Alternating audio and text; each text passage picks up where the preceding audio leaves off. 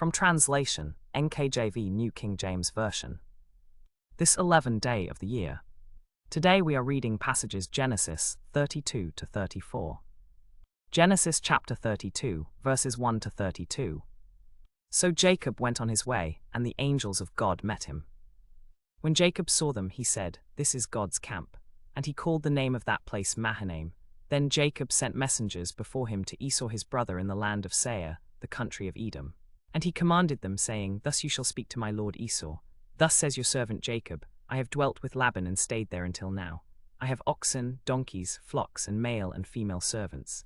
And I have sent to tell my lord, that I may find favor in your sight." Then the messengers returned to Jacob, saying, "We came to your brother Esau, and he also is coming to meet you, and 400 men are with him." So Jacob was greatly afraid and distressed, and he divided the people that were with him, and the flocks and herds and camels, into 2 companies. And he said, "If Esau comes to the one company and attacks it, then the other company which is left will escape."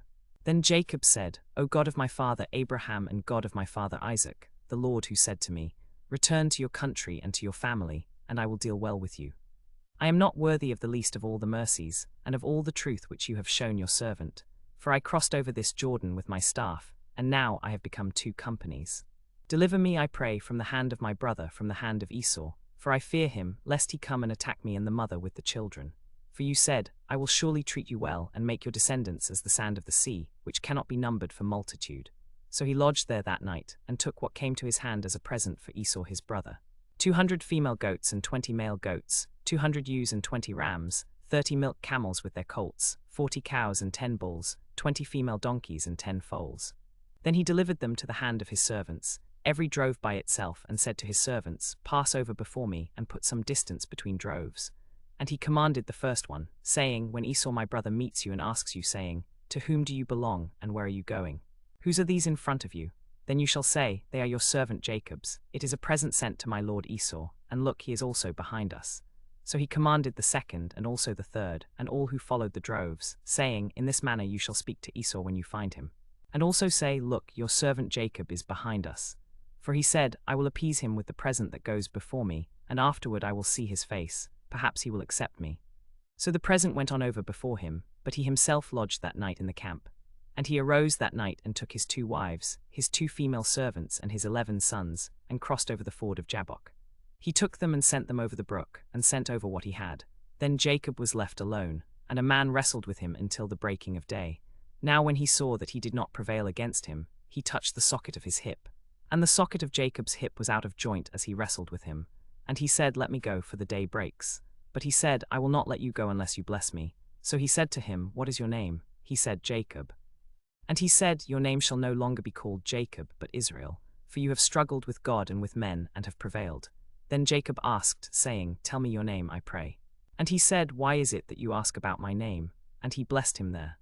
And Jacob called the name of the place Peniel, for I have seen God face to face, and my life is preserved.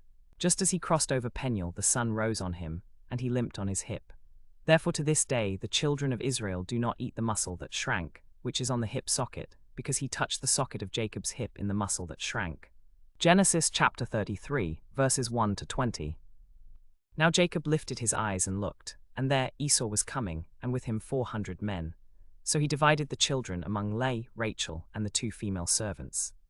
And he put the female servants and their children in front, Leah and her children next, and Rachel and Joseph last. Then he himself passed over before them and bowed himself to the ground 7 times, until he came near to his brother. But Esau ran to meet him, and embraced him, and fell on his neck and kissed him, and they wept. And he lifted his eyes and saw the women and the children, and said, "Who are these with you?" So he said, "The children whom God has graciously given your servant." Then the female servants and their children came near and bowed down. And Leah also came near with her children, and they bowed down. Afterward Joseph and Rachel came near and bowed down. Then he said, "What do you mean by all this company which I have met?" And he said, "These are to find favor in the sight of my lord." But Esau said, "I have enough, my brother. Keep what you have for yourself." And Jacob said, "No, please, if I have now found favor in your sight, then receive my present from my hand, inasmuch as I have seen your face as though I had seen the face of God, and you were pleased with me. Please take my blessing that is brought to you, because God has dealt graciously with me, and because I have enough." So he urged him, and he took it. Then Esau said, "Let us take our journey and go on, and I will go before you." But Jacob said to him, My Lord knows that the children are tender and the flocks and herds which are nursing are with me, and if the men should drive them hard one day, all the flock will die. Please let my Lord go on ahead before his servant. I will lead on slowly at the pace of the livestock that are before me and at the pace of the children, until I come to my Lord in Seir. And Esau said, Then let me leave with you some of the people who are with me. But he said, Why should my Lord be concerned about it? Let me find favor in the sight of my Lord. So Esau returned that day on his way to Seir.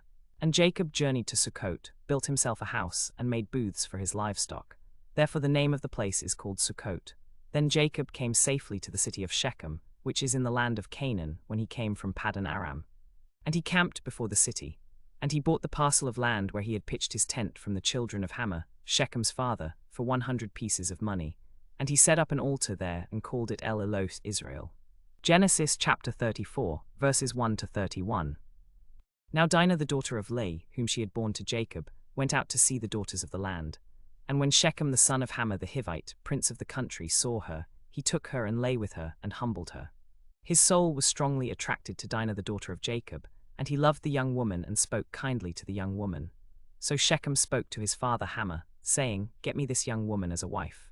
Now Jacob heard that he had defiled Dinah his daughter, but his sons were with his livestock in the field, so Jacob held his peace until they came. Then Hamor the father of Shechem went out to Jacob to talk with him. And the sons of Jacob came in from the field when they heard it, and the men were grieved and very angry, because he had committed an outrage in Israel by lying with Jacob's daughter, a thing that ought not to be done. But Hamor talked with them, saying, The heart of my son Shechem longs for your daughter. Please give her to him as a wife. Make marriages with us, give your daughters to us, and take our daughters to yourselves. You shall dwell with us, and the land shall be before you. Dwell and trade in it, and acquire possessions in it. Shechem also said to her father and to her brothers, Let me find favor in your eyes, and whatever you say to me I will give. Ask me ever so much dowry and gift, and I will give according to what you say to me. Only give me the young woman as a wife. But the sons of Jacob answered Shechem and his father Hamor with deceit, because he had defiled Dinah their sister. And they said to them, We cannot do this thing, to give our sister to one who is uncircumcised, for that would be a reproach to us. But on this condition we will consent to you. If you will become as we are, if every male of you is circumcised, then we will give our daughters to you, and we will take your daughters to ourselves, and we will dwell with you, and we will become one people. But if you will not heed us and be circumcised, then we shall take our daughter and be gone. And their words pleased Hamor and Shechem, Hamor's son. So the young man did not delay to do the thing, because he delighted in Jacob's daughter. He was more honorable than all the house of his father. And Hamor and Shechem his son came to the gate of their city, and spoke with the men of their city, saying, These men are at peace with us. Therefore let them dwell in the land and trade in it. For indeed the land is large enough for them. Let us take their daughters to us as wives, and let us give them our daughters. Only on this condition will the men consent to dwell with us, to become one people. If every male among us is circumcised, as they are circumcised, will not their livestock, their property, and all their animals be ours? Only let us consent to them, and they will dwell with us. And all who went out of the gate of his city heeded Hamor and Shechem his son. Every male was circumcised, all who went out of the gate of his city. Now it happened on the third day, when they were in pain, that two of Jacob's sons, Simeon and Levi, Dinah's brothers, each took his sword and came boldly upon the city and killed all the males. And they killed Hamor and Shechem his son with the edge of the sword, and took Dinah from Shechem's house, and went out. The sons of Jacob came upon the slain, and plundered the city, because they had defiled their sister. They took their sheep, their oxen, and their donkeys, what was in the city and what was in the field, and all their wealth. All their little ones and their wives they took captive, and they plundered even all that was in the house. Then Jacob said to Simeon and Levi, You have troubled me by making me odious to the inhabitants of the land, among the Canaanites and the Perizzites. And since I am few in number, they will gather themselves together against me and kill me. I shall be destroyed, my household and I. But they said, Should he treat our sister like a harlot?